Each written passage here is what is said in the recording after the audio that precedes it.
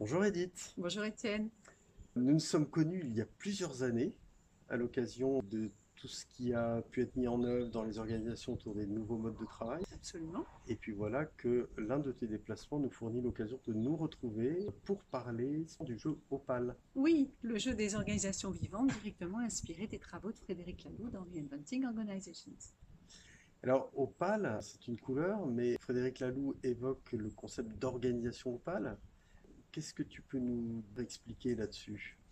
Ces organisations opales, effectivement, désignent la couleur qui figure ici sur ce boîtier et qui correspond à un stade de développement des organisations humaines en lien direct avec une évolution de la conscience humaine, faisant une part plus belle à l'autonomie des acteurs des organisations, à leur bien-être et également à l'écoute de la raison d'être évolutionnaire de l'organisation. Et alors pourquoi avoir choisi le jeu? Qu'est-ce qu'apporte le jeu dans ce mouvement, ces réflexions?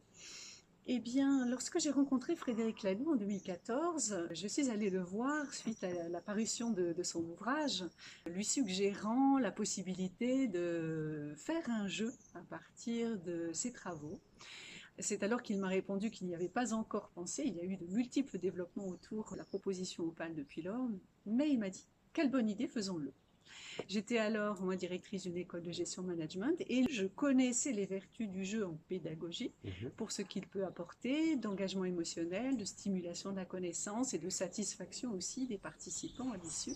Donc un excellent ancrage et également un prétexte pour aller susciter des dialogues entre les participants, puisque le jeu Opal a véritablement vocation à susciter ces dialogues, à permettre à ceux qui sont autour de la table de partager leur regard sur à la fois l'état de leur organisation Mhm. et son devenir possible.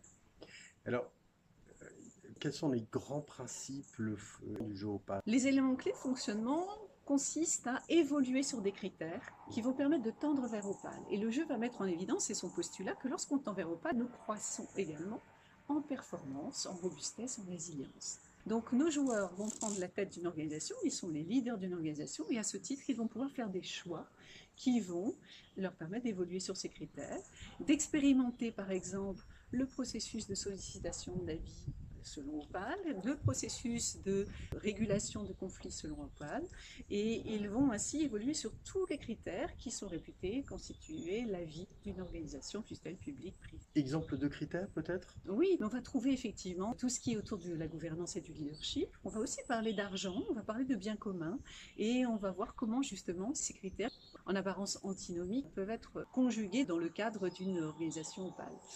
Et d'après ton expérience, à quoi aboutit concrètement une partie de jeu? Une partie de jeu peut aboutir à la prise de décision, à la sélection d'actions qui seront mises en œuvre dès la semaine suivante, dès le jour suivant dans les organisations. Par exemple, un jour de gratitude est une mesure qu'il est possible d'adopter, quelle que soit la forme que cela prendra.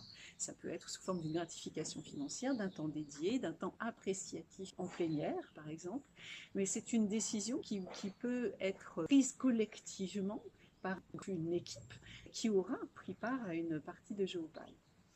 En conséquence, il y a vraiment, grâce au jeu, la possibilité de passer d'une vision du rêve, en quelque sorte, qui est galvanisant, inspirant, qui peut être porté par un orateur, une oratrice qui a conduit lui-même, elle-même, une action de transformation dans son organisation, à la mise en œuvre concrète dans les locaux, parmi les personnes qui composent l'entreprise. Et ce, de manière qui peut être très graduée en fonction de la maturité de l'organisation, de ce qu'elle est prête à expérimenter.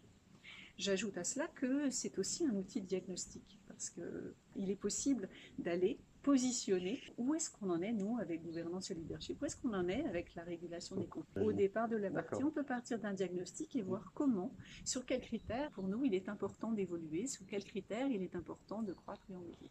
Donc, ce que je retiens, c'est diagnostic, effervescence, passage à l'action. Et c'est une excellente synthèse. Eh Merci bien, Étienne. merci Edith et contente d'avoir eu l'occasion d'en discuter avec toi aujourd'hui. Merci à toi.